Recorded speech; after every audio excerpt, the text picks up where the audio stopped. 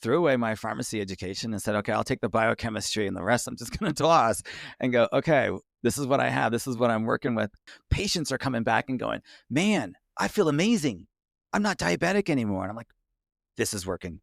Holy crap. I wasn't really planning on that. I thought it was going to work in some patients. Like, no, it's working in 100% of these patients. Because what feeds the body feeds the brain. Now, you can't have one without the other. Feed it well, and it will reward you well. Hey, welcome back to Real Food Mental Health with Cody Cox. Today's guest is Kyle Rootsaert. He is a former pharmacist and a passionate advocate for patient education, particularly in managing chronic diseases like type 2 diabetes. After an experience consulting with a newly diagnosed diabetic patient, he realized the healthcare system often focuses on treating symptoms rather than addressing root causes. Kyle discovered that diabetes is not a death sentence. Lifestyle changes can significantly impact health outcomes. He now utilizes remote monitoring and personalized data to empower individuals to take control of their health. So just a heads up, I did use AI on this episode to help clean up the audio quality. For whatever reason, the recording wasn't great initially. But the problem with AI is sometimes it creates some very strange background noise. So hopefully that's not too prominent as you listen to this episode. But if it is, I apologize.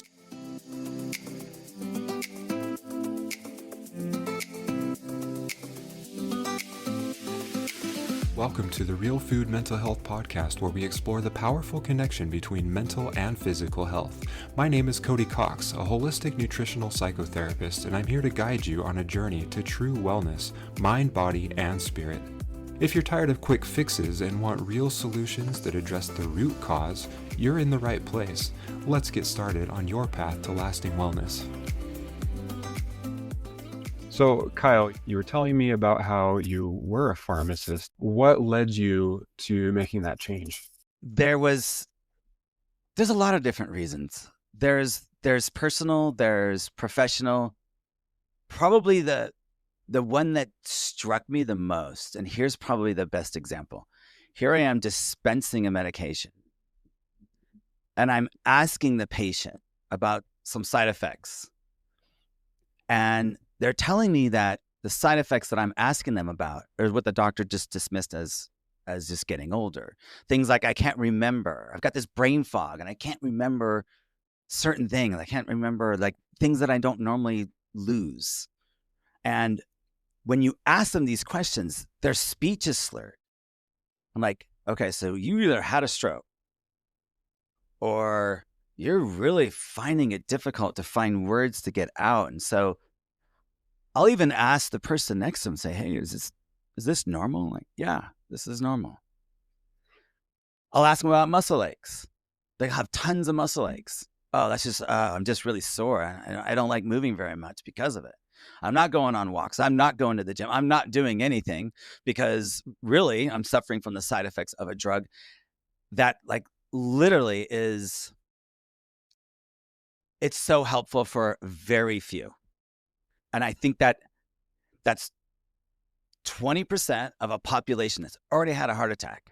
So primary prevention, in other words, taking this cholesterol-lowering medication called statin, is only beneficial 1%. 1% of the cases. So you're not helping. You're not making people live longer. You are actually shortening lifespan because people are dealing with these side effects. And it's the side effects that I go, nope, we can't deal with this. You should not be taking this medication, especially, and this is really important, women. There is no data for women. There's none. Primary prevention, women, and you threw the women in with the men. What's good for the goose must be good for the gander.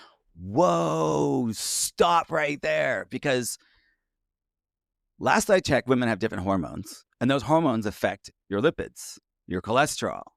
So chasing this LDL particle and screaming at it and pointing your finger at it is it's really harmful. And like literally what LDL is doing at the scene of the crime, it's part of this immune response. So blood clot, some sort of injury, typically followed by a blood clot. Now, this is also theory, I have to say. And then you have a migration of glycated and oxidized LDL, small LDL particles.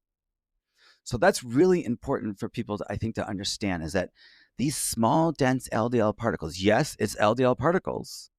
They're like sand. They go everywhere. And they get glycated thanks to elevated glucose, and they get oxidized thanks to reactive oxygen species, ROS, or oxidative stress. So it's glycated, it's oxidized, which really stimulates a macrophage, a giant white blood cell, to go into the area, and it becomes a foam cell. And then when you look at everything under a microscope, you go, wow, look at all that cholesterol sitting there in that foam cell, and the foam cell's dead. Well, why is it there, right? This is part of the normal immune system. A small, dense LDL particle is there at the scene of the crime that wouldn't normally be there if you had big, fluffy LDL particles, big, fluffy ones that don't get glycated and oxidized, and they're readily recycled by the body rapidly by the liver in just a few days. These small, dense LDL particles take like a week. They take a long time to leave your body. So the question is, why don't we look at fractionated lipid? So why don't we just do a little bit more technology than what we're currently using to look at lipids from the 1950s, and we start looking, okay, you have an LDL number. Tell me, what do they look like? What do these things look like? Are they small, dense LDL particles? Are they sand and can go anywhere in your body? Or are they big fluffy ones? I want the big fluffy ones that just kind of bounce up against things, right? They're like beach balls, boom, right? Small, dense LDL particles are like bullets. They're like, what would you rather get hit by? A beach ball, right? Or would you like to get hit by a golf ball flying pretty quick, right? I take the beach ball. I want my LDL particles to be big and fluffy like beach balls. And the way that you can know that, you can do this higher technology and actually take all the LDL particles and spin them really fast in a centrifuge. And you would get these different, all LDLs aren't the same, right? You get these different size LDLs. You can make an inference of what the quality is of your the size of your LDL particles by looking at triglycerides and HDL. So if the triglyceride over the HDL is above 2, the majority of your LDL particles are unfortunately the dangerous golf balls, the atherogenic, small, dense LDL particles. So it's really important that we look at lipids differently. We got to look at this data very, very, like, just flip it over and go, does LDL correlate to cardiovascular disease and death? No. Okay. Metabolic syndrome does. Or shall we say, let's call it a better name. Let's call it insulin resistance syndrome. I think that's a more appropriate name. Yeah, right? I think so. Yes, we could say it's insulin resistance syndrome. That makes complete sense 100% of the time, right? That's the finding. That's what nobody's measuring. I want to get to that because that really pisses me off that we're not measuring that. But the metabolic syndrome is those 5 things, right? It's high glucose, so diabetes, expanded waistline, right? So bigger in the belly section, high blood pressure, and then the last 2 are really important. I didn't say LDL yet. I'm never going to say LDL. It's triglycerides and it's HDL. What are your triglycerides and your HDL, your blood pressure, your glucose, and how much central waist do you have? Do you have a big belly? This is the kind of fat that we don't want. This is the visceral fat. This is what cortisol drives. Cortisol is wicked. Stress is wicked, as you know. I mean, cortisol, it is going to decompose muscle to put fat in your belly section. That's driving metabolic syndrome. Stress is driving metabolic syndrome for sure. You definitely noticed a dissonance in the way you were practicing. Something was wrong. Yeah. You made a transition. Yeah. What did you do as you were making that transition to learn more about this major flaw in the medical system? Right. What kinds of information were you looking for? Where did you get any training? Things like that. So going back to that patient consultation, which the pharmacist's responsibility is, right? Here's a medication. This is what it does. This is what it's for. Basic. Sorry, it isn't worth a hill of beans. A pharmacist consultation is not helpful. A patient asked me, why do I have this glucose monitor? Why am I taking this metformin thing? What is this all about? And I'm like, wait a minute. The doctor's supposed to tell you that you're diabetic, because this isn't my job. I don't do this. I don't hand out diagnoses. I don't even have any lab. I don't even know what the heck you're talking about. I don't know. I don't even know how to help this person. Call up the doctor. Yeah. Patient's A1C, or their average blood glucose over the last 3 months, is above whatever number, 150 in this particular case. So I find this out from the doctor. I'm like, okay, so you have not had a discussion with this patient about their new diagnosis of diabetes. And now I've got a patient that I'm telling about their new diagnosis, and she thinks that she's got a death sentence. She's crying. This isn't my job. That's what I keep saying. This isn't my job. And then she asked me the question that it has stuck with me since the beginning. And that is, what do I do? What do I eat? How do I live? And I'm like, you know what?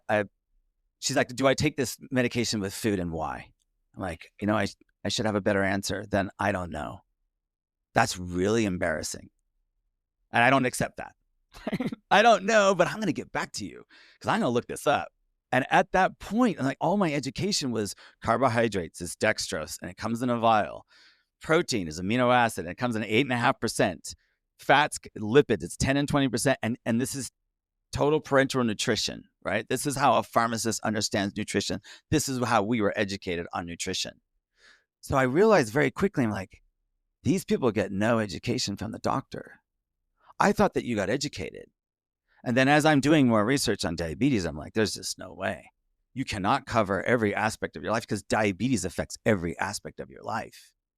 There is no way that this person can walk away and have any sort of understanding about their new diagnosis.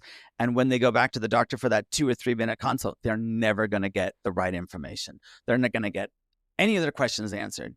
And then they're going to say, hey, I want you to do this. And you come back in 6 months and we'll see how it worked. That's a long time to wait. It's way too long. So what I realized that there's this massive disconnect with patient education. So I was like, okay, can we get certified? So I started taking classes. I became board certified in diabetes management.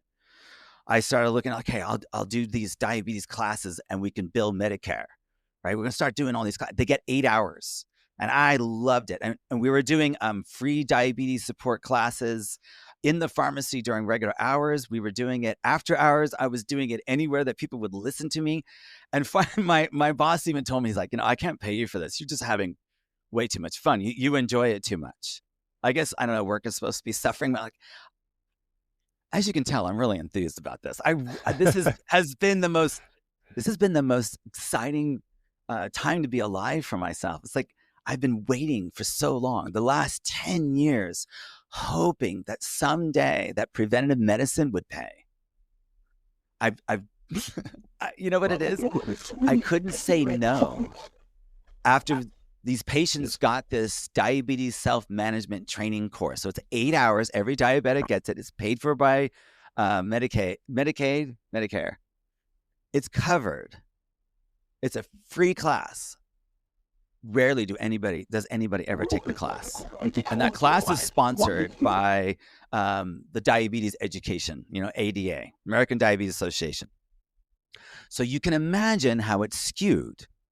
And this is something that's really, really important. The American Diabetes Association and the American Heart Association basically adopt the same diet, which, as you know, is a low-fat diet.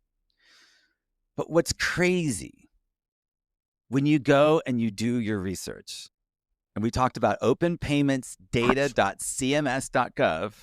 You can look up doctors, right? You can look up who's sitting on these guideline panels. And when Sarah Hallberg says, ignore the guidelines, I said, okay, why? What are you talking about? I didn't realize that you can look up tax records from 2018 of physicians. As long as you have their information, you can go online and find out where they're getting their money. Okay. So if you look up these people, you'll see that the American Diabetes Association puts people on committees and panels that are paid for by industry, and you can do your own homework yourself. I did. And in 2015, I found almost $750,000 was going out from Big Pharma over the last, I don't know how many years, of how much money they were getting from who. Big Pharma was donating so much money, and they were sitting on the board. So what's crazy is that who are the biggest manufacturers of insulin? Lilly. I think it's Sanofi and it's Novo Nordisk.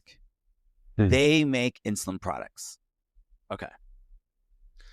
Type 1 diabetes is too low a insulin. You got to bring it up. Okay, that's normal. You need insulin to bring up your insulin level.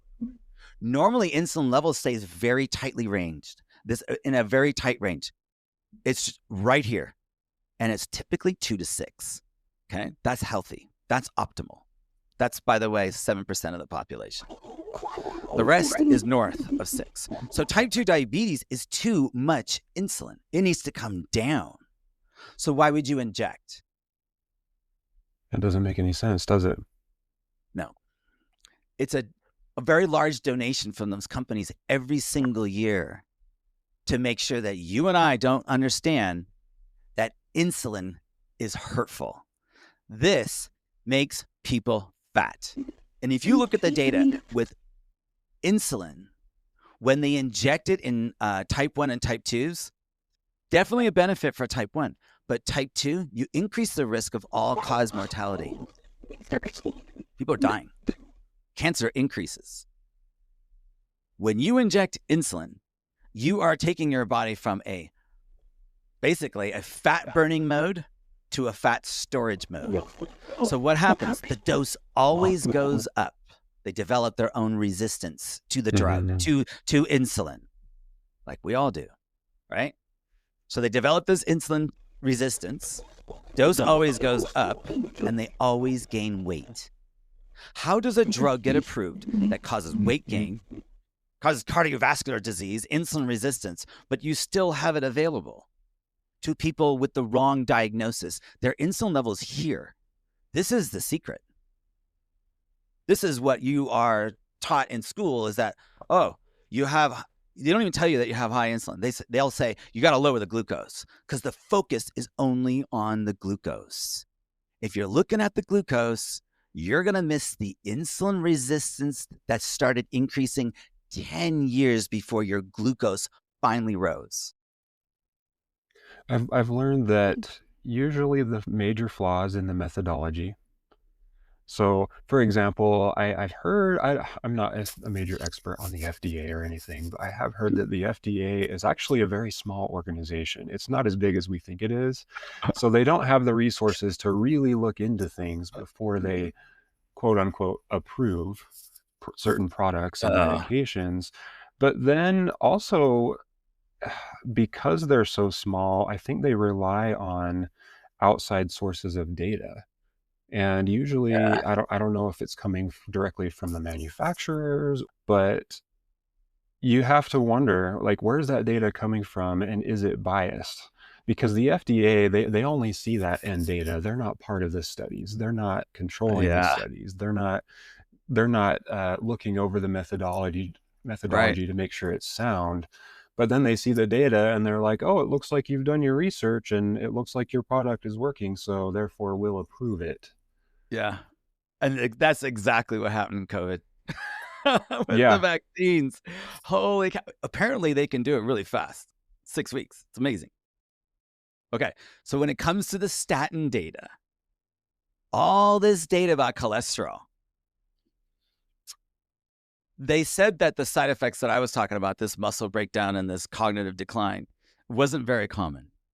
Very small amount.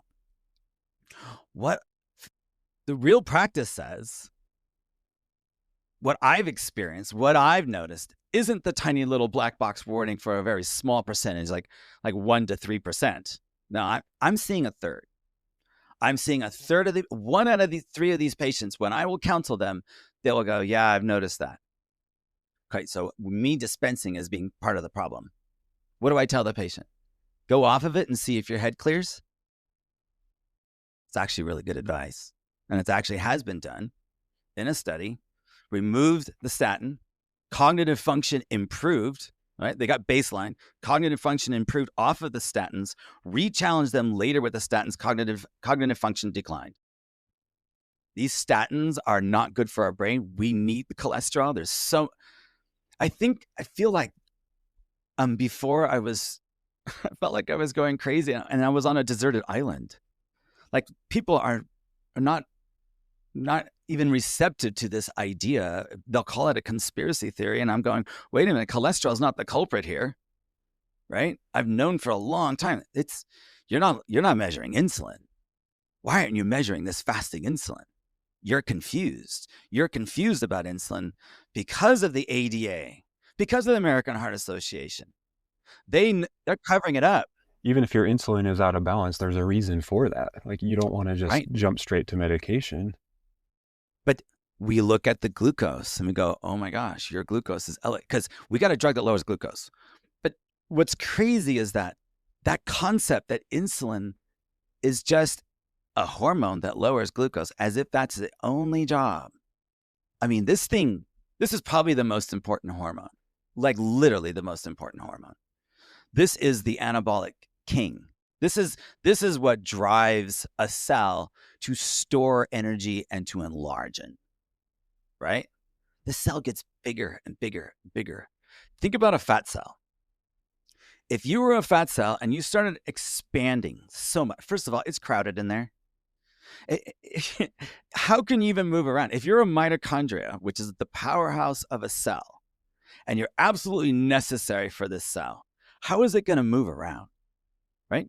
It's squished into this space, and it doesn't want the signal of insulin, which is to store fat and not burn it. If you're going to be good at storing, you better be really good at not burning it, right? You can't be putting water in and taking it out at the same time, right? So storing carbohydrate or energy utilization is controlled by insulin. Insulin, when you eat carbs or when your insulin level is elevated, you're primarily going to burn carbohydrates, not fat. You're going to store fat. You're not going to access fat. You can't access fat until the insulin is low. That's when you can access your fat. So we got to bring our insulin levels down. This should be an all-out war in the world to lower our insulin levels. Everybody should be walking around with a number, because that's your insulin resistance number. That tells you that your insulin level is starting to rise. It's elevated. It's above 6. Typically, it's well above 10. I've seen 50. Super high insulin levels, right? So these people walking around with super high insulin, no one's telling them. That's the crime. That's when I get really angry and upset, because of this misinformation campaign and the associations. I don't even know why they exist anymore. Do we need them, or do we have enough science on our own? I think we have plenty of science on our own that shows when you lower insulin, you don't burn carbs, you start burning fat. And we all got plenty of fat. And it's so stupid to keep burning carbs. This tank is tiny.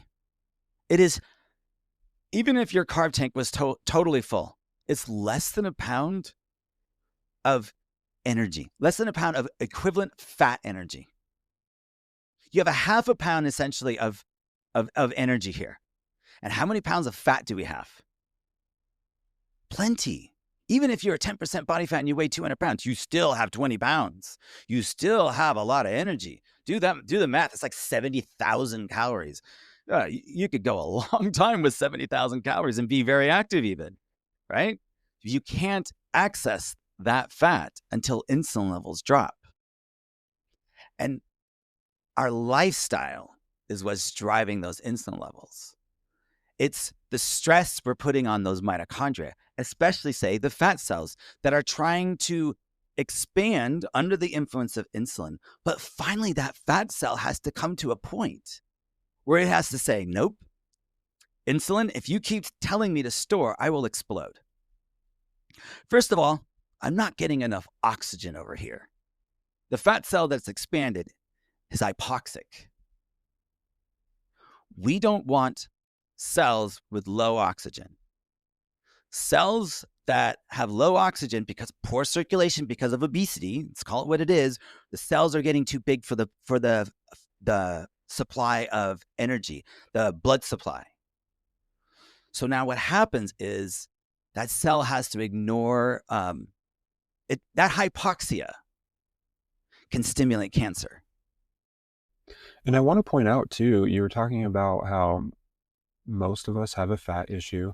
There are a lot of skinny people walking around America, but we might still have the fat on the inside, right? I mean, many of us have a fatty liver. Absolutely. But again, once again, it's all just insulin resistance. Why aren't we measuring it? Why aren't we measuring insulin in every single patient? Because the American Diabetes Association wants you to go, nope, we don't measure insulin. You know how many patients I go, hey, you need to measure an insulin. They're not diabetic. They're not diabetic. They don't need it. Like, no, they do. Can you get me a lipid panel? I really want to know.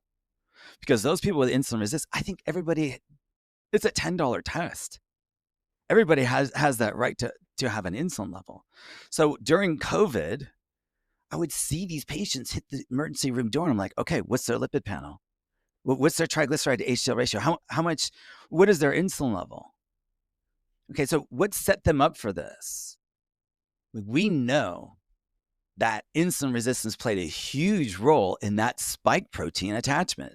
Mm-hmm. I mean, talk about, I hate to say it, that gain of function is kind of scary when it comes to like, you picked like the perfect, you picked the perfect virus for that. You've picked a way to knock out 93% of the population, because 93% of the population has an insulin resistance problem. We're not measuring. Basically, Yeah. if I die tomorrow, I'll be like, remember the insulin. It's the insulin level. People, that's what it's about. Almost all of us has a metabolic disorder, and just dysglycemia. There are different names for it, insulin resistance. But what does that do to mental health, brain energy? Yeah. Well, you're getting to that mitochondria and our lifestyle that damages that mitochondria. Because when you damage the mitochondria, it has to ignore the signal of insulin. It says, insulin, no, sorry, we have to ignore you. So what happens when the mitochondria of all of our cells throughout our body have to ignore you? As to ignore insulin, insulin levels start to rise. And what we see in chronic disease is that when insulin levels rise, what is the effect on different tissues, organs? That elevated insulin, that hyperinsulinemic state, like for mental illness, that's Alzheimer's. Declined cognitive function. Right.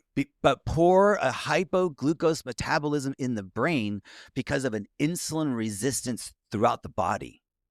Because cells have to ignore the insulin signal because you've damaged that mitochondria.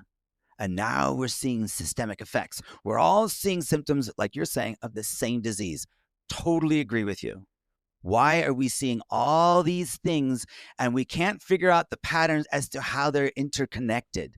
And it's through metabolism and through that hormone, insulin, and probably on a more microscopic level, it's the mitochondria, the powerhouses of the cell. When we damage those through lifestyle, I mean, there's so many different mitochondrial toxins. I mean, it's just go for it. Our mitochondria are constantly bombarded with toxins. Yes. But I mean, there are natural processes in which the body helps to get rid of those toxins. But I interviewed somebody recently who kind of likened it to just a volcano, where essentially your volcano can erupt on its own as it builds up toxins, right? But the fuller and fuller it gets, the more it needs a little bit of help to start that eruption. And so that's where, like, you hear a lot of speculation where people are like, oh, well, detoxing is just a fad. It's not necessary.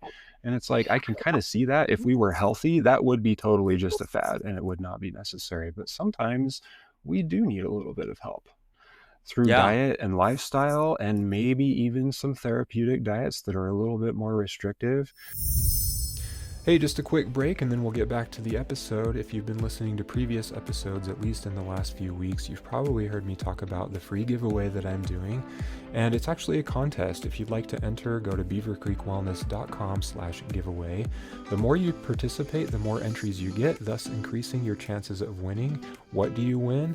You win a Garmin fitness tracker and your choice between either free entry in my Restart nutrition group program or 2 individualized nutrition sessions with me for a total value of $650.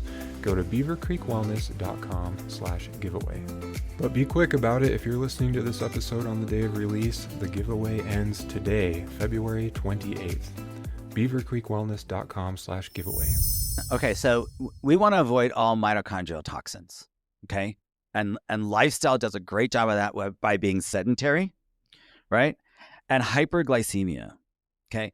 These changes in glucose, this increases oxidative stress on those mitochondria, okay? So mitochondrial toxins, you can look them up. It's glyphosate. It's I don't know, 130 different known carcinogens that Brussels sprouts has. It's how are we attacking our own mitochondria, right? So you want to live a lifestyle where you don't damage your mitochondria. You try to help your mitochondria. This is an all-out war to keep the mitochondria around, to keep our brain healthy, keep our muscles healthy, and it's all going to come back to energy, and energy comes from the mitochondria. So how do we make really good, healthy mitochondria? We live a lifestyle that is incredibly low, I say incredibly low carbohydrate, and I would even argue the fact that I don't think man has really ever experienced a glucose, say, above 120, 140, and that was in the few short weeks that fruit was available. All the other evidence tells me that man burned fat, not glucose for energy. Carbohydrates were in a very, very rare short supply. They're all seasonal. It would, unless you live near the equator, it would be very difficult to live off of that. Fat's a better energy source. It's essential. Same thing with amino acids. You must eat essential amino acids and essential fats every day. So I'm saying a good lifestyle will include those. And when you start doing the math and start figuring out how much protein you need, for me, it's 150 grams a day. Not the easiest thing to get in a day. Right. Right? And they must come, those essential amino acids must come from, I will tell you right now, animal source is way better and it has the highest absorption. Okay? So amino acid that come from animals, better absorption, and it comes with what it needs, which is fat. And this is kind of weird, but you can't change biology. When you eat the fat with the protein, you're basically giving your body what it needs to create an enzyme that helps you break down the protein. And fat and protein always come together in nature. Like, why would we separate that if it comes together in nature? Right. It doesn't make any sense. There's a reason they come together. So let's eat them together. Yeah, but I think we got to stop fighting over this vegan, vegetarian stuff. I just want to come together and say, yeah, let's work together. Let's get healthy together. Here's the science. Here's the data. Okay. So we know from carnivores that they don't have gut issues. They don't have diabetes. They don't have hyperglycemia. And when I do my own monitoring, so I do glucose monitoring for all my patients as well as myself, you got to look at glucose. You got to look at other factors like stress and sleep. When you put all those together, then you can start tweaking out a lifestyle that goes, all right, this maximizes my metabolic health or my mitochondrial health by going long periods of time, say without eating. Autophagy. Autophagy. Eat yourself, basically, self-eating. You will replace old mitochondria with new. When a mitochondria breaks down, it has to be recycled. Cellular products have to be recycled and replenished. But it's like a 5-year-old's room. If insulin's always there, it's always pushing into storage, right? And it never says clean up your room. if you're constantly eating and insulin is always slightly elevated. So the room never gets cleaned. The fat cell never gets recycled and renewed. It doesn't, the mitochondria in those fat cells or mitochondria throughout your entire body don't get replaced if insulin levels are always elevated. You must go a period of time while insulin levels are low so the body can undergo autophagy. This is fasting. This is the Nobel Prize. I don't know what year it was, but that is where that's, if you think about it, that's really longevity, because you're taking an old mitochondria that's damaged, not producing enough energy, and then you're replacing it with a new one. But here's what's important. Epigenetics, which you were hinting at before. Epigenetics, is it seed or soil, right? Let's go back to this mitochondria, because this is the basis of energy. This is also the basis of disease. When your mitochondria can't make enough energy to protect your DNA, it has to create almost like think of it like a cover. It has, because this DNA gets assaulted several times a day, like thousands of times a day, okay, from ROS, reactive oxygen species. And that rips holes through things like bullets. And I like to think of the mitochondria, maybe this is a better analogy, at least for me it is, because I had a potbelly stove. And a potbelly stove, it could get hot. And you close that door and dampen that thing down, and you could get that thing glowing. It is just glowing nicely, right? You open that door, especially if you put like the wrong kind of wood, like pine or something like that in there instead of oak, that burns really hot and fast. Hello carbohydrates. It pops those hot embers out, right? And they're just going everywhere. They're like little bullets, and they're ripping through things. They're ripping through your DNA. You're ripping through your cells, damaging membranes, right? This is not without its consequences. This is a mitochondria that's exploding. It's dying, and it's going to create a whole lot of damage because oxygen is toxic. And it starts spewing everywhere, and it requires repair.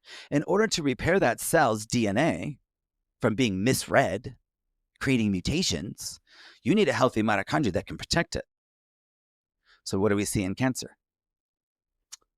I don't know. What do we have in cancer cells? A bunch of damaged mitochondria. And the cell is not using the mitochondria, is bypassing the mitochondria, and it's just what we call fermentation. It's taking glucose and generating lactate.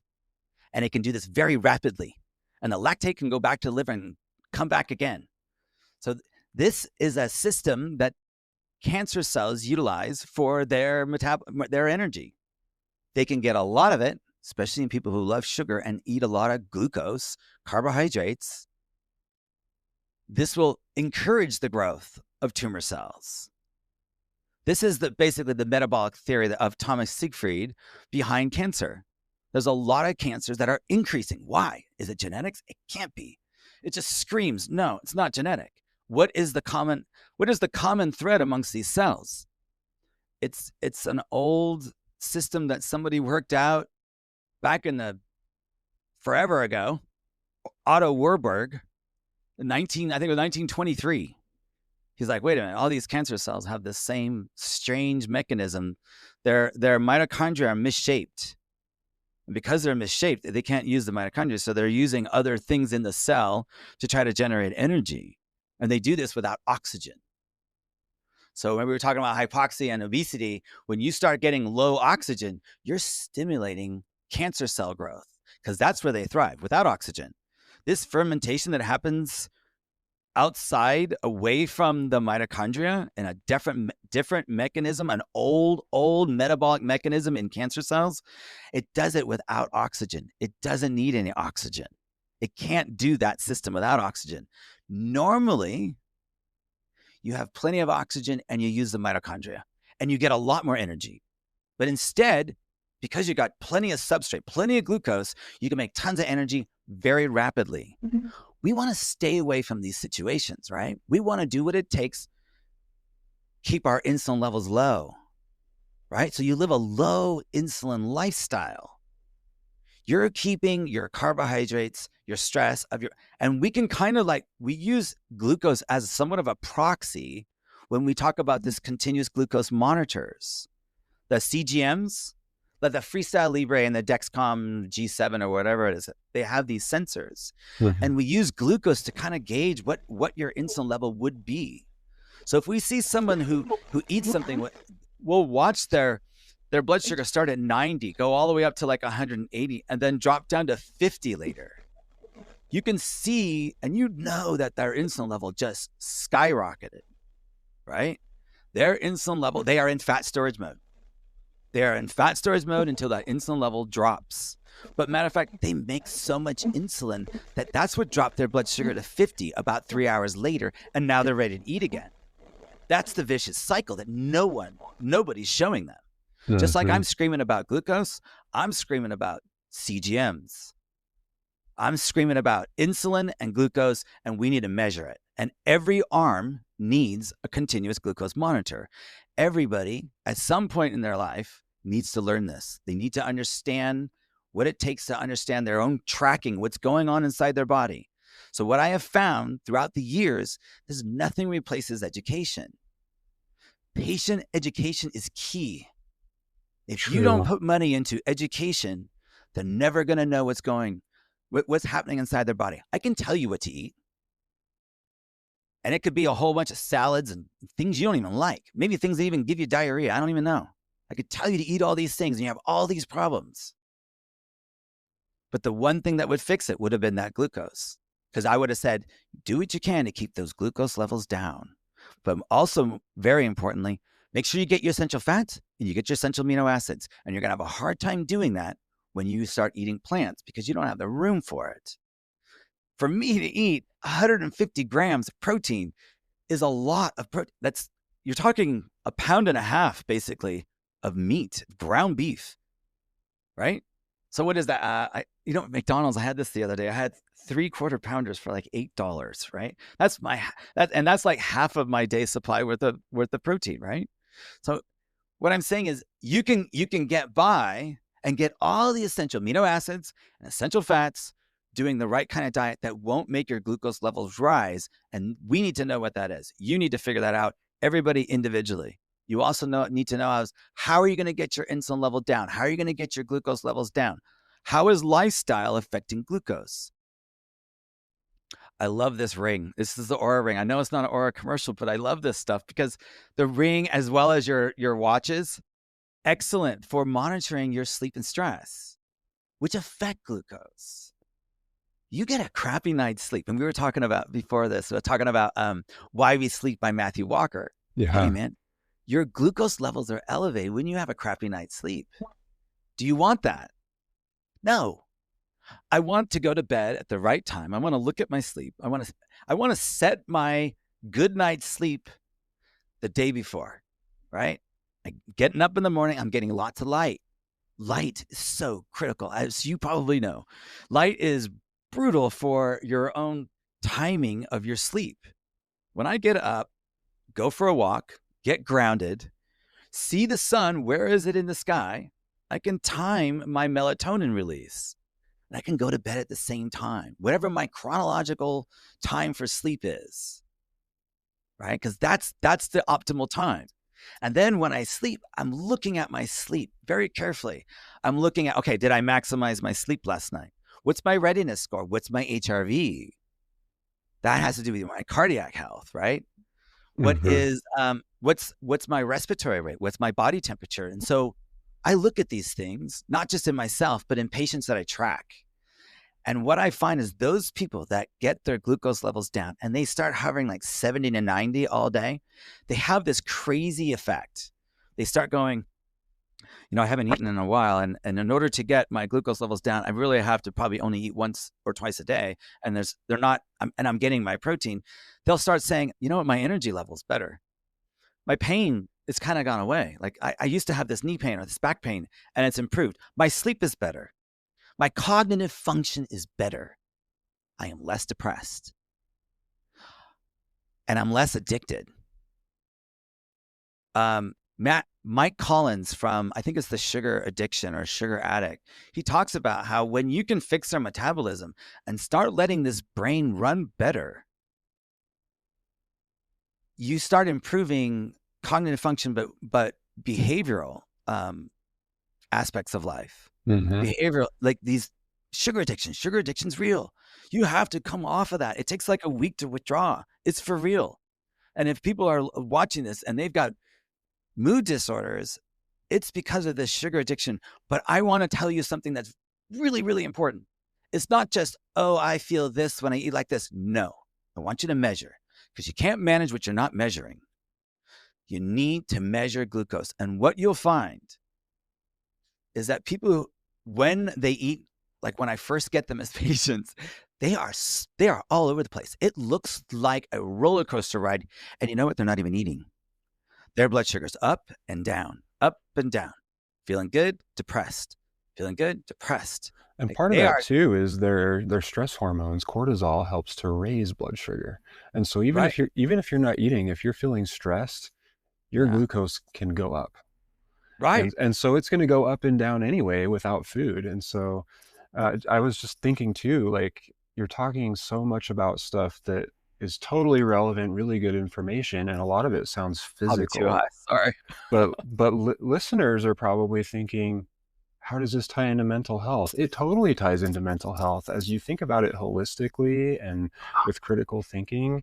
He's talking about brain energy, essentially the mitochondria, and how to get healthy mitochondria to send energy to the brain for proper brain function. Yeah. I mean, some of these neurons, what, 8 to 10,000 mitochondria? So how in the world are we thinking that we can damage these little guys and think that there's no consequences associated with this? That is insane. We're damaging our mitochondria every single day that we don't go to the gym, right? These myokines that are released from muscles that help your brain, this BDNF allows your brain to function better and roll with it, right? We talk about well-being increases in these patients. When people get their glucose levels in this okay, so I look at variability as a very important metric when it comes to mental health. So we're talking about glucose fluctuation. People whose glucose levels don't fluctuate very much have the least amount of mental problems. Okay, less depression, less schizophrenia, right? They do better, and that's the work of Georgia Ede. When we can keep glucose levels nice and moderate, people are fasting, right? Insulin levels are low. They're allowing their brain to take back control and allowing the brain to run on a better energy and allowing the brain to run on ketones rather than glucose. So measuring ketones is a very important aspect. So if you want to improve your mental health, measure ketones, get them above 0.5. So you're fasting in the morning, it needs to be above 0.5, right? So we're looking at that. So when your ketones are above 0.5, your blood glucose isn't going up and down very much. So you're not having these mood swings of this roller coaster ride. When you get off of the carbohydrates, brain energy improves and gets better. You start feeling way better. Best thing you can do if you're feeling like crap, not eat. Go outside, go move. Movement is medicine. That lowers your glucose very gradually. Not a sprint, because a sprint will raise it. But there are things that you can do in your everyday lifestyle that can modulate that glucose. You talked about cortisol. Normally, depending on your sleep pattern, you have a cortisol spike. I have a cortisol spike. Most people have a cortisol spike in the morning. Mm-hmm. About 30 minutes before they get up, that stress hormone that's natural. That's Yeah, normal. you want that. That's a beautiful thing. But I'll have patients that I'm watching their glucose level's nice and good. They're doing great. And then they go home at 5 o'clock and their blood sugar goes up 100 points. I'm like, what are you doing? What are you eating? Okay, so I request that my patients put in like records of kind of a food diary. Tell me what you eat. I want to know what I'm looking at here. What is this big spike? Like, what's going on? So she didn't leave a record. And I'm like, hey, I do this in real time. I text patients going, can you get me a glucose? Or can you get me an idea of what you ate at this time? And they'll look at it and go, I didn't eat anything. I'm like, well, what do you mean you didn't eat anything? I remember this is one of my first patients. She goes, no, I went home to my son and I'm ready to strangle him. So the blood sugar just skyrockets. It went from 100, pretty safe, to 200, full on diet. And that was just an emotional reaction. So what are you going to do? we can't avoid these emotional responses. Like this is our feelings. We want to tamper them down. We want to feel in control of these. But I want you to see your glucose. I want you to lay eyes on it instead of just, oh man, something must be going on. Like, no, let's look at your data. Let's look at your glucose level that's elevated, and let's look at your other data. Let's look at your Oura ring. Let's look at your sleep and your stress and go, oh yeah, you've been really stressed lately. This is what my numbers are. And maybe you get a foot rub out of it. I don't know. Maybe you get something cool out of it. You can say, hey, I had a really stressful day. I had 4 hours and 15 minutes of stress. Oh, you had 5. Okay, I guess I'll be working on this.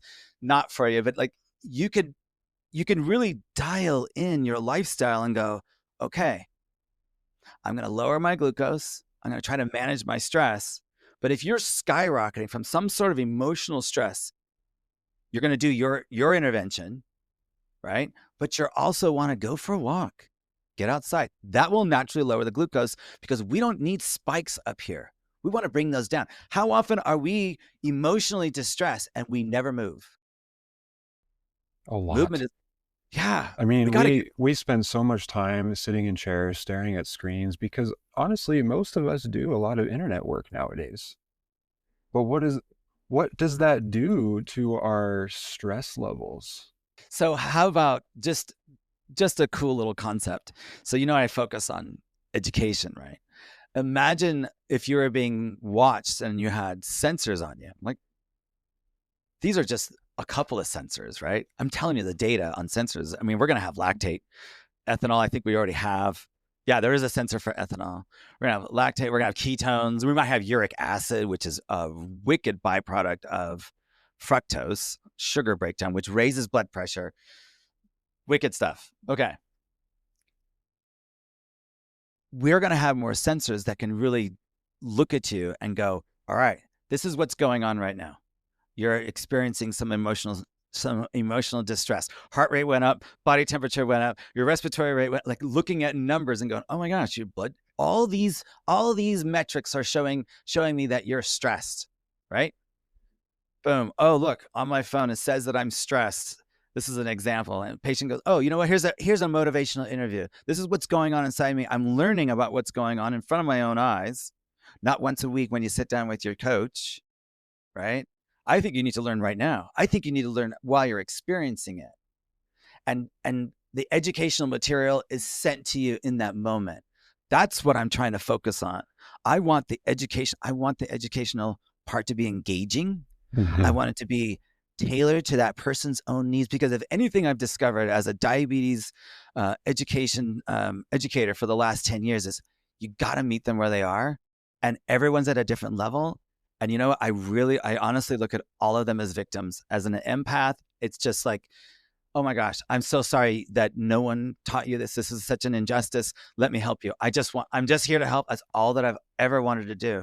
But if I can show them and teach them about what their data means to them, whether biosensors of some sort, and if they can learn their own metabolism, they can survive on their own.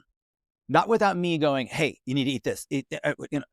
Nobody needs somebody dictating what they're doing with their entire life. I want them to learn how they get the best results, how they optimize their results. And I'm just the coach. I'm just trying to facilitate that. Just like, hey, if you thought about exercising in the morning versus evening time, what is the difference? Can we make this? Can we schedule this? How can you improve? How can you change your lifestyle?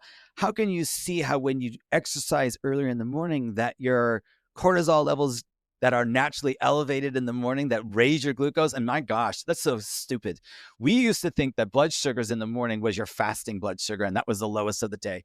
You know what? I will tell you right now, it's the highest I ever got is that little blip. If I do sprint workouts or something really intense, I do stand-up paddleboard racing. So I race paddleboards. I know it's crazy, but I've been doing this for a while now, and it's been this great movement. Oh my gosh, talk about like a mental, I can't even go on. The mental benefit of exercise, being out on the water, being one with nature, and like literally there's nobody within miles. I could scream and nobody would know. I am out here helping myself get through some of the toughest times in my life. And I'm using exercise to put that out there and to release that energy or anger or whatever it is. So I couldn't emphasize exercise enough, because if you think about what increases longevity, not just mitochondria health is an important matter of fact. Mitochondria health is really what it would look like in a number basis. So when your mitochondria is very healthy and you've got maybe the mitochondrial age of a 50-year-old, of a 20-year-old, your VO2 max is high. Your muscle strength and muscle size is high. Okay. So VO2 max is definitely this is your cardiopulmonary system, right? How well are your lungs? What's your vasculature? Are you getting enough oxygen to your muscles? Is the lung being able to exchange oxygen for carbon dioxide really well? Is the heart pumping efficiently? That is the biggest indicator of how long you're going to live. And the only way to get to that is you have to do the work. You have to do the exercise.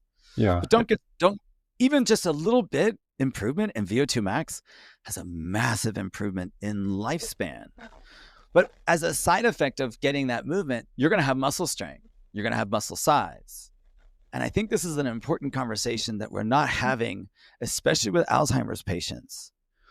Why is it that it happens to women so much more frequently than men? Why is it that women that are so frail and love glucose, or in the case of Joe Biden that loves ice cream, but they end up with dementia, they end up with Alzheimer's disease, poor brain function? Mm-hmm. You keep feeding the brain glucose, and Yep. it's a horrible energy source. It really is awful. It makes the whole body dependent upon carbs for energy. If you make your body dependent upon carbohydrates for energy, it's going to liquidate your muscle. Gluconeogenesis. Where else is it going to get glucose? You're not eating enough of it. You're eating it all the time, but you're making the body completely dependent upon glucose. So therefore, the brain becomes glucose dependent, and it doesn't care. Your brain does not care because it's the last organ to die, right? It's the last one to go down. As long as it keeps that glucose supply elevated, it's loving you, right? It thinks that that's what you need. But what happens when you become insulin resistant and the brain becomes resistant to glucose? Now your brain energy starts dropping and you're running out of muscle to feed it. Frail old women, not only that, they have osteoporosis for days, which is really an effect of high insulin levels, by the way. Hyperinsulinemia, that effect on bones and muscle is to make them smaller, right? And you're liquidating all that muscle to keep the brain hot, keep the brain going. The brain would rather and should run on ketones, but you got to take it back. You got to take back the brain and go, no, we're not doing this today. We're not doing the carbs today. We're going to do fat burning. We're going to do ketones instead. Brain, I know what you need. I will help you. I will keep you healthy, and you will reward me for this. We're going to burn ketones. We are going to utilize fat byproducts, right? We are going to burn fat, and we're going to live off of ketones. I'm spewing ketones into the air right now. I'm peeing it out in the toilet. About a couple hundred calories every single day in the form of little bits of fat, right? This is ketones. This is what ketones do. This is their purpose, is to supply us with an alternative energy source other than the carbohydrates. We need to be burning fat and ketones. So in order to burn fat and ketones, you have to do a very low carbohydrate diet. And I will tell you this, the amount of carbohydrates that you need to sustain your life is actually zero. Yeah. And I learned that too, actually. So what would you say to the person? I know a lot of people in like high school biology, for example, are taught that glucose is the preferred energy source. Yes. What would you say to that person? Let me at them. So here's the problem. This is where it comes from. So there was a study that showed that you need 130 grams of glucose for the brain every day. But when you are in a carbohydrate fed state, that's what the brain's going to want. The majority of its energy, the brain will want to come from glucose. But like I said before, when you take back the brain, right, instead of burning 80% of its energy as glucose, it switches to 80% of its energy in the form of ketones, fat burning. So now you're burning just fat, and only 20% of your energy is coming from glucose, from that 130 grams. No, that 130 grams is a lie. The amount of carbs that you need in your diet to sustain your brain is actually 0, because you're going to make it. You'll make glucose from a triglyceride. So triglyceride is this glycerol. This is the glycerol part. Then it has these long tails of fat. Well, when you burn the fat, you leave this triglyceride, this glycerol backbone, to be burned as glucose. So guess what? Those people who burn fat, they don't have a lot of these laying around. They don't have a lot of triglycerides laying around. And their triglyceride levels are low. And I'm saying optimal is 80. Okay? This is a really important lab. This is an incredibly important lab, is triglycerides. And your doctor probably never talks to you about it. The triglyceride and HDL, especially that ratio that we talked about earlier, triglycerides should be 80.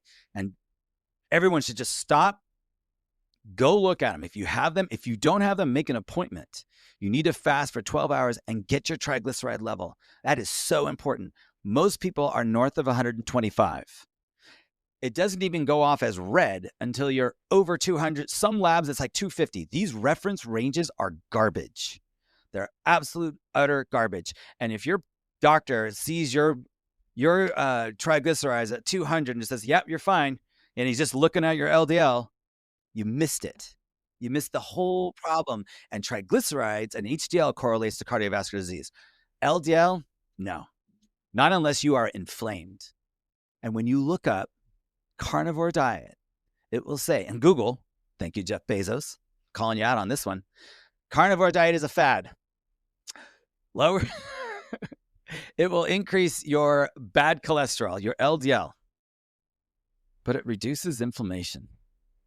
That is just mind-boggling, isn't it? How is it a fad diet, but it reduces inflammation? It doesn't just reduce inflammation. It lowers triglycerides, and it raises HDL. And like I said, those are two of the main findings, other than, elevated glucose, hypertension, and expanded waistline as the 5 markers for metabolic syndrome. The 93% of our population suffers from this. And we're not measuring triglycerides and HDL. We're not looking at them properly. This makes no sense. Fat burning people, they don't have a lot of triglycerides because that is your fuel source. So you don't have a lot of fat laying around. That's why their triglycerides are low. And I will say this, I've seen patients at 1,000, and they've dropped it all the way down to under 100.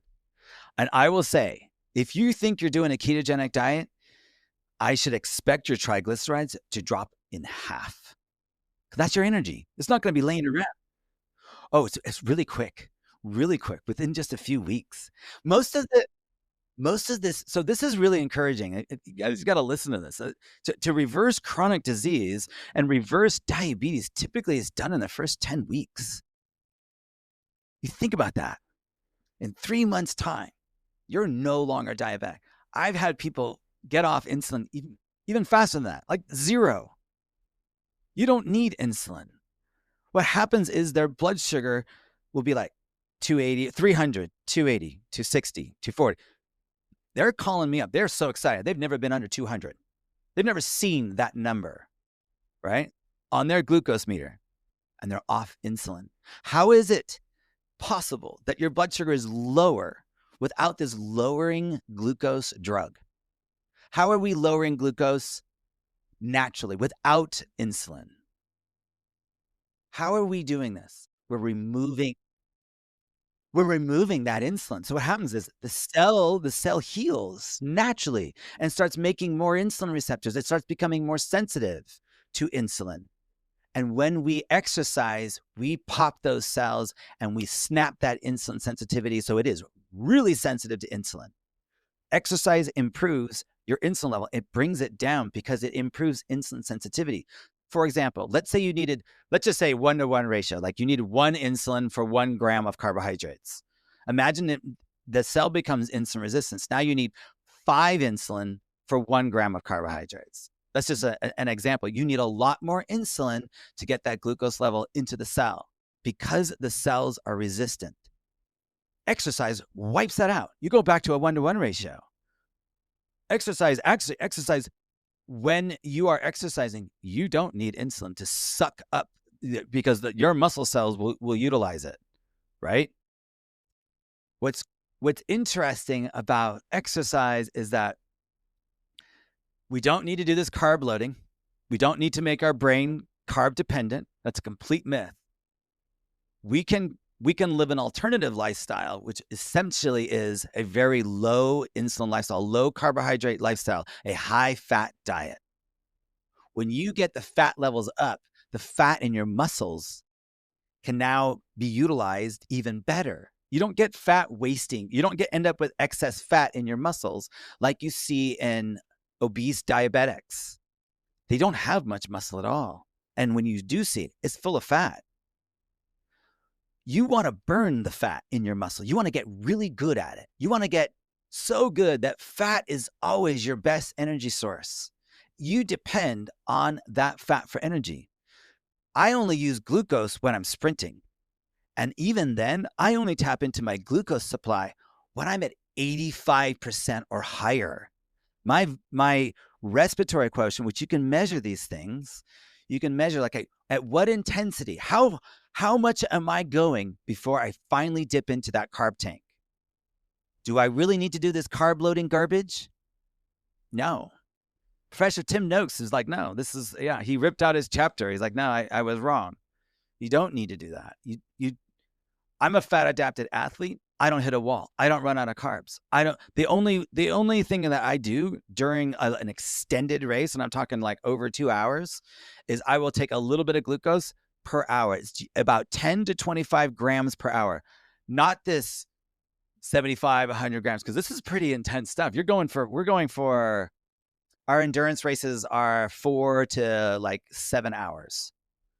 So we're doing these longer races, but I don't hit that wall. I don't run out of glucose, and I didn't do any carb loading. The glucose is there for the brain to keep the brain going during the exercise. And the only reason why you slow down during a race is to let the glucose levels catch up for the brain. The brain is about to quit, and it will stop you. That is what we call the wall. And that's why it's, according to Professor Tim Noakes, and if you look at his data, it's really fascinating how, and I've seen this so frequently, especially in runners, not only do they develop AFib, and it's not really good for their heart, but they're more likely to become diabetic if they do carb loading, right? So they had these athletes and they ran them basically a month of carb or the month of fat, and they did a bunch of measurements on them. And they found that those people that were carb loading, essentially, they're looking at sprint performance, and there was no difference. These people who are fat adapted at sprints, oh my gosh, the amount of fat that they burn per minute is extraordinary, right? That's my goal. I want to burn a lot of fat every minute, not carbs. I don't want to, that carb tank needs to stay basically topped off, and pretty much the same glucose is going to be in my muscle now as it will in a week from now. I'm not going to tap into it unless I'm going 85% or higher. It's really not something that I'm loading up all the time. The only thing I'm loading up on is my fat, storing fat, burning fat, storing it, burning it, because it burns better. Think of it like an oak log versus kindling, right? Pine kindling. Hot, fast, short-lived. That's carbohydrates. I'm telling you, man really was never designed to store a lot of carbohydrates. We looked at the weight of how much stored energy you have in the form of carbohydrates, less than a pound, right? And here's this essential fat that it's just more than just energy. It's structure and function and hormones, and it has a lot of important functions to it. And you've got carbohydrates, which is energy only. It is glucose only. There is no, if you're looking at a cell in the cellular biology, we go, okay, what part of this cell is glucose? You know, where does it go? Like it's nowhere. It is only energy. And last I checked, we all have plenty of energy. We just need to tap into it. It's a tiny little hormonal little switch that you have to do. And this is where I feel like the importance of the education is you got to know what you're looking at. You need a coach. You need a coach that says, hey, we're trying to avoid these situations.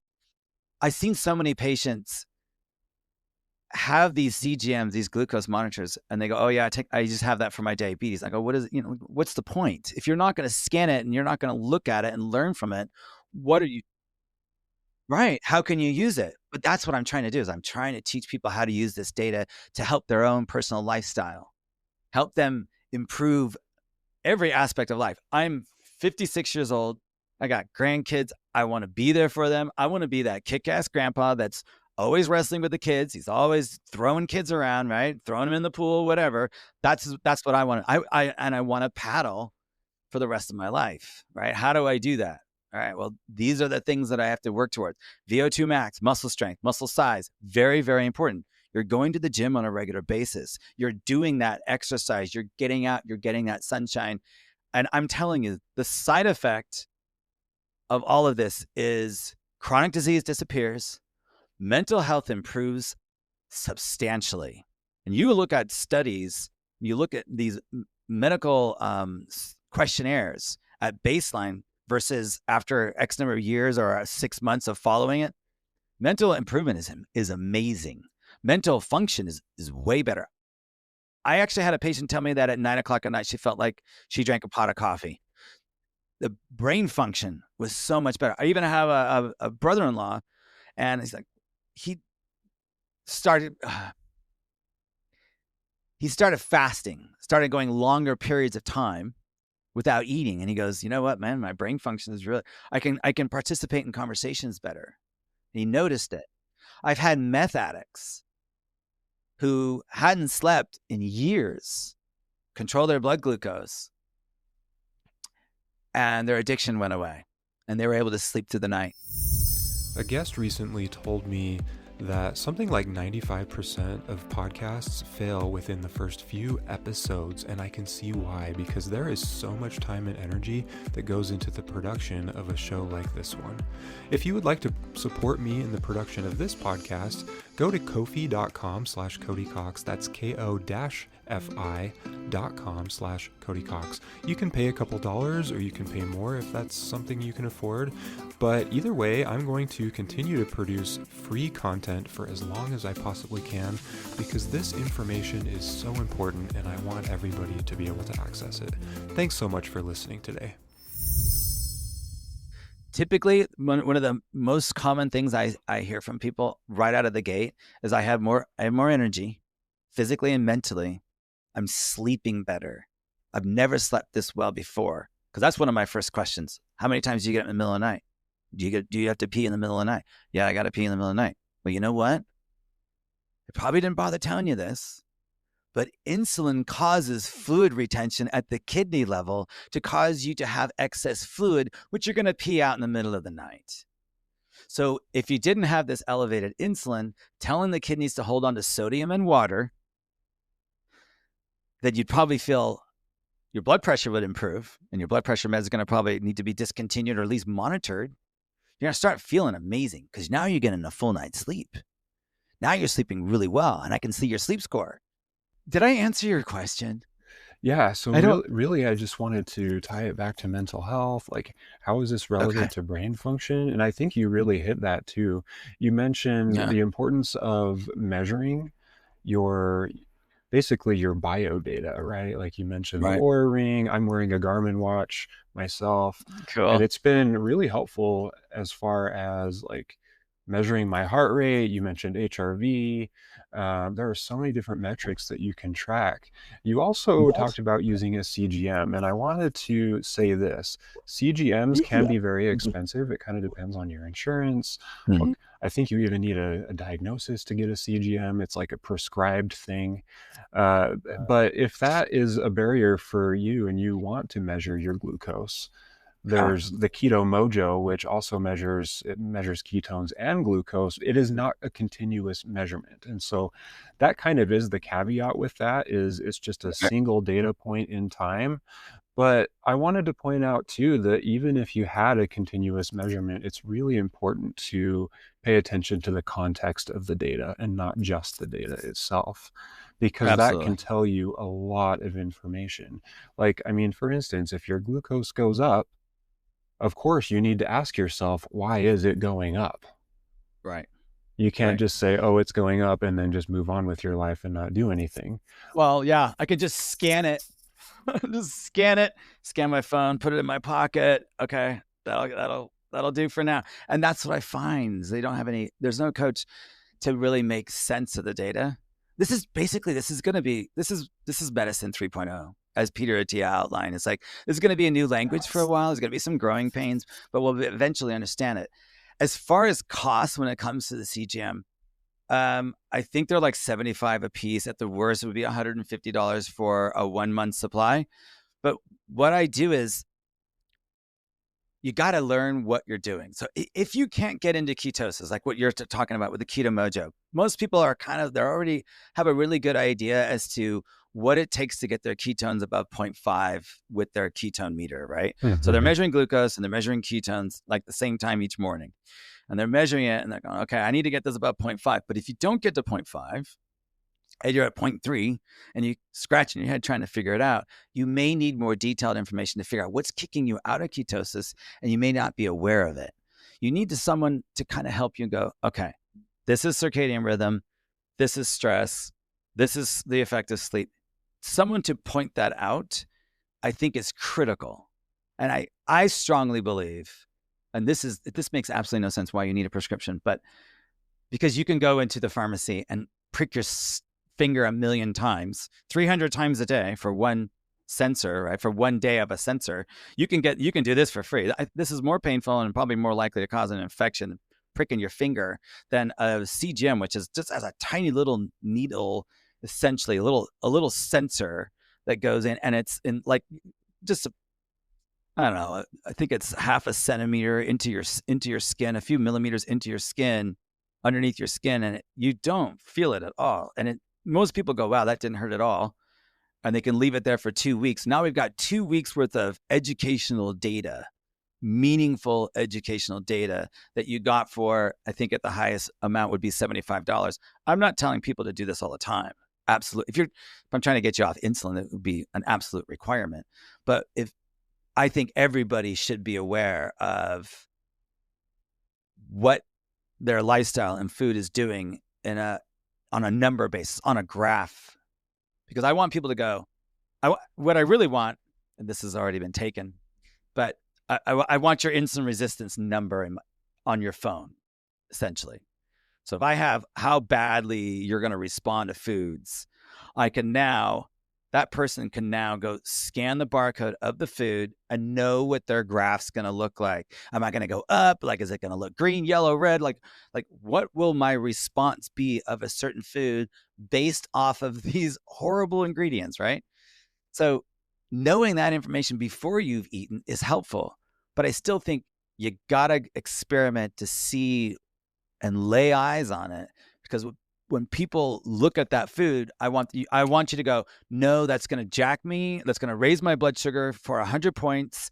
And it's going to kick me out of ketosis. My insulin level is going to be elevated for 6 hours. Like if I know all the rationale behind what is the food going to do, I have a more informed choice to go, nope, I can't do that. I don't want to do that. I'm staying away from that for the following reasons. But I will say this about, unfortunately, sucrose or fructose. We're measuring glucose here. We're not measuring fructose. I can't wait for us to measure fructose. Fructose is wicked. Fructose is a mitochondrial toxin. Sugar is glucose and fructose linked together. We're only measuring glucose. We're not measuring the fructose. We can't see this hideous molecule. This is wicked. This is poison. It is a mitochondrial toxin. It is a poison. It is damaging. Like, you think about your brain and how many mitochondria you have in some of these neurons, and they have to fire or not fire, right? You have GABA as well as excitatory neurons. Like, when you get up in the morning, basically after being schizophrenic all night, that schizophrenia shuts down. It's GABA. It's inhibitory. You need energy for that. Well, what if you don't have the energy? What if you have neurons that are damaged? What if you have neurons with no mitochondria, right? Oh, they're all damaged. And then as far as depression, you got excitatory neurons should be firing. They're not firing. If we can get our brain energy up by being really, really nice to our mitochondria and helping those things grow and be super healthy, we wouldn't have mental illness.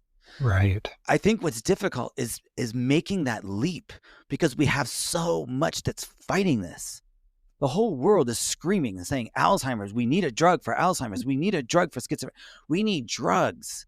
The answer is not medications. Medications can't fix this lifestyle problem. People can improve their mental illness by looking at their metabolism, because what feeds the body feeds the brain. Now, you can't have one without the other. Feed it well and it will reward you well. And I've noticed that in myself. I've noticed, I mean, the ability to remember things. I feel like I'm back in school and I go, oh my gosh, I wish I had this kind of brain energy when I was in school, because things are clicking better. My brain energy is better, and I'm sleeping and I'm realizing the value of sleep. I'm going, hey, this is part of my clipping of my memories, short and long term. So it becomes, more well settled in my brain, right? This is what I want.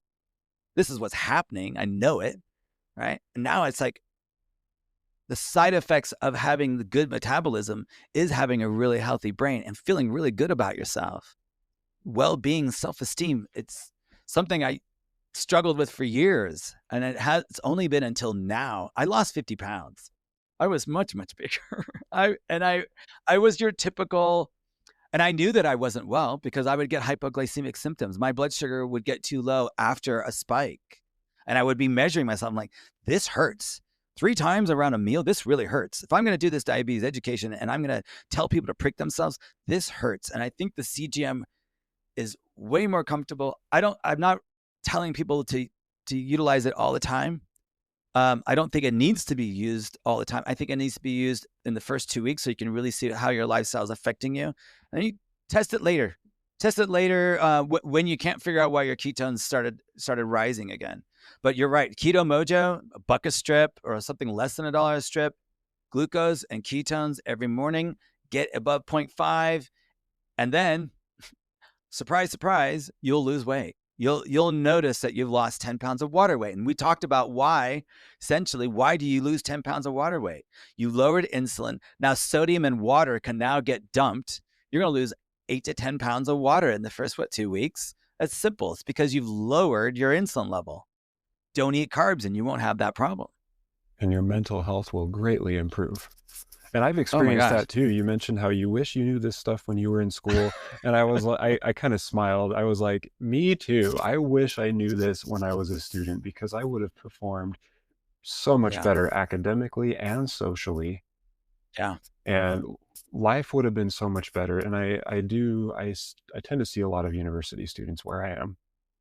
And I don't know who's listening to this podcast, but there's a chance that there are some students. So hopefully they take this information there and they're able to apply it. So yeah, this is going to take off, because I know that you have people like Georgia Ede, Brett Scher, Christopher Palmer, great books, worth reading. I've read them. They're wonderful. And you'll start feeling like there's a little bit more hope. Mm-hmm. That you have control over your brain, which I feel like we just feel like a slave most of the time to what's going on in there. And I tell you, oh my gosh, when you're living the right lifestyle, that voice inside of you that screams at you and tells you how crappy you are starts getting quieter. And those compliments start becoming a lot louder. And you're hanging on to them a little bit better. You're not dismissing them. You're starting to feel so much more empowered. Those compliments become more like screams, and that's the way we need to live our life. Like, that inner dialogue needs to be something like, "You freaking got this today. You got this, man." It needs to be more positive and less like we're a victim of our own mind. And I feel like when you take back your brain and start running that thing on ketones, it loves you. It just thanks you every single day. It just says, yeah, what do you want to do today? Whatever. It's unlimited. And you're not afraid. You got that self-confidence. And when you walk into the room, you feel a million times different. Like, I think I was probably a wallflower before. I was much heavier. I could disappear. No one would probably even notice. But when you start changing that metabolism, you start losing some weight, man, it's so impactful. This has been quite the working with patients and watching them change has been quite a spiritual an emotional experience, getting them through this weight loss program and Yeah, I'll helping them bet. feel assured. But man, it's the best thing I could possibly do. This is great purpose for me. This is why I get up every day. This is why work doesn't feel like work. Like, I want to help. I want people to learn, just like you do. You're trying to help people with their mental illness. I think this is a big part of it. Christopher Palmer's book, Brain Energy, was a big part of that, and I really am grateful to him for that. That is, I mean, he acts like it wasn't anything unusual. He's like, yeah, I would do this. This has already been done. We knew this about epilepsy forever ago. Fasting destroys epilepsy, right? It destroys narcolepsy. This is what you need. We've got lots of. When we first started our meeting, you asked me if this is kind of a weird thing that I'm doing, and it totally is.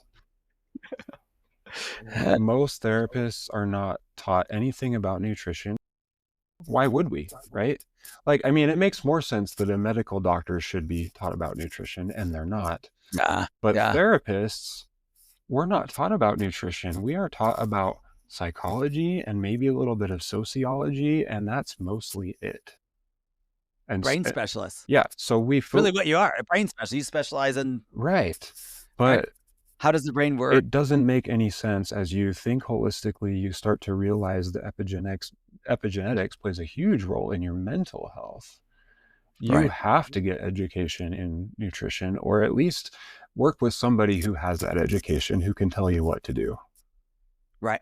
But the problem is, that doesn't make sense to people. And that's why I really wanted to get on your show. It's like, no, metabolism is everything. Fix your metabolism. You will fix your brain, as you have noticed. Mm-hmm. Now, we're coming up on the end here, Kyle, and I wanted to ask one question that I like to ask pretty much everybody. If there's one thing that you could change about the way people approach health and wellness, what would it be? The less you know, the better. Because I think it's better to start from scratch. Because we start with a lot of uneducating people about calories and uneducating people about your macros and what's needed and what's necessary and this cholesterol thing. It's better if you work with a blank slate and go, teach me. Yeah. Ask questions. You couldn't ask enough questions. You love questions. I love questions, because it's like that way you know that you're learning, you're getting somewhere. So I would say question everything. Go down every rabbit hole you want to go down, right? I'm here to facilitate that. I will direct you, and like, this information is really important. This is really important stuff. Go to my website. I think I took down my wall of gratitude, but there was a lot of people on that I need to be grateful for, because I learned from them. I basically threw away my pharmacy education and said, okay, I'll take the biochemistry and the rest I'm just going to toss and go, okay, this is what I have. This is what I'm working with. And I got to get on YouTube and chase a bunch of rabbits. And because my life had changed so much and I started feeling so much better about myself because I was losing weight, patients are coming back and going, man, I feel amazing. I'm not diabetic anymore. And I'm like, this is working. Holy crap. I wasn't really planning on that. I thought it was going to work in some patients. Like, no, it's working in 100% of these patients. All right, how can I be a part of this? Educate. And so having a desire to learn is really the most important thing. If you want to learn, I want to meet anybody wherever they are. And it's probably best that you don't know about the importance of your macros and how essential carbohydrates are, because they're not. And to get that out of your head, it's going to be really difficult for a lot of people. You know, how many times, like, I'm a carnivore and I'll order food and people like, they just scratch their heads and they put the plate down and they think that you're going to be disappointed. And you're like, yes, meat. And I'm like, I'm excited to see that. It's going to be a transition. It's going to take some time, right? When you make this change, you may feel a little socially isolated. This isn't the easiest thing to do. Losing weight is socially disruptive. In the Virta Health, and I would direct you to this study, it's a very good study. Virta Health study They reversed diabetes in half their patients, and they were coaches in San Francisco, patients in Indiana, and they're remotely monitoring. Remote patient monitoring is the way of the future. So they were remotely monitoring them. 54% of the patients reversed their diabetes in the first 10 weeks. All their markers improved. Triglycerides improved. HDL went up. Blood pressure went down. The insulin was removed. Deprescribing. None of them were on sulfonylureas. They were only on like metformin and some GLP-1s.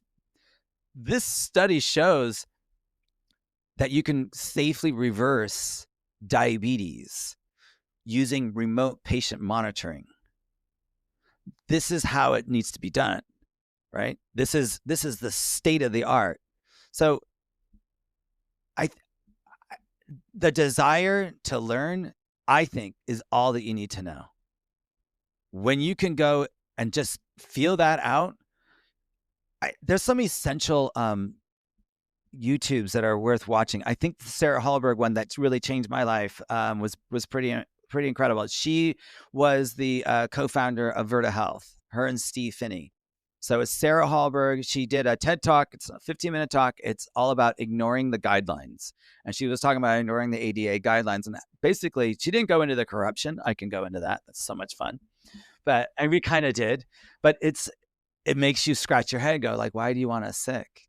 Like, you're just making a ton of money off of this. And I am so excited about RFK. If we're going to reverse chronic disease, my career is going to vanish, right? I dispense medications mostly for chronic disease. In acute cases, antibiotics, cardiovascular, yeah, it makes sense. But it doesn't make sense when I'm treating everybody with the number one most prescribed drug is Lipitor. That data is locked up, by the way. The FDA, okay, so when we talk about FDA doesn't have the raw data with these studies. They get reports. And every step of the way, there is conflicts of interest every step of the way when a drug comes to market. Bottom line and thereafter. The NIH, the FDA, they're all in collusion, right? They're all together. They're trying to keep you sick because that's how you spend your money. And it starts with food, big pharma. Everybody's making sick care system. You're right. This is Band-Aids on bullet holes. We're treating symptoms of a bigger disease, and it's all interconnected through that one hormone, insulin, which we use glucose as a proxy. We use triglycerides and HDL as a proxy as well. But we know that people have a problem with insulin resistance. It's a business model. So one last question for you, Kyle, before we close up. How can people find you? You mentioned having a website, but what is your website and any other places that you want to direct people if they want to work with you? Okay, so I have the website, the unscripted. It's unscriptedpharmacist.com, and there I have different programs, educational, monitoring, as well as just a way of tracking yourself. So I use an app that kind of brings the data together, making it meaningful so you can look at graphs and go, all right, I can see how glucose and things like sleep are related. We were talking about that. Try to make that correlation through a graph, because I feel like that's super useful. When I have a graph of something, I can keep that in the back of my head and like it's worth 1,000 words, right? I know how things are related to each other. So I have this tracking app that I utilize, but I also have all the, Instagram, Facebook, all the social media. It's the Unscripted Pharmacist. Okay, great. Thanks so much for being on my show, Kyle. It's been great. Oh, this is a riot. I love this. I hope that this really takes off because it needs to be, people need to go, I'm not a victim, right? I can take back my life. I can take back my mental health. I just need to look at my body and my metabolism. Let's fix that. If you enjoyed this episode, make sure you leave a review. That really helps me out. And also subscribe to the show wherever you listen to your podcasts. Real Food Mental Health is intended for informational and entertainment purposes only. The information presented on this podcast is not intended to replace any medical advice, diagnosis, or treatment. While I am a healthcare provider, I am not your provider. Always seek the advice of an appropriate healthcare practitioner with any personal questions you may have regarding a medical condition. Never disregard professional medical advice or delay in seeking it because of something you have heard on this podcast. Reliance on information provided by this podcast is at your own risk.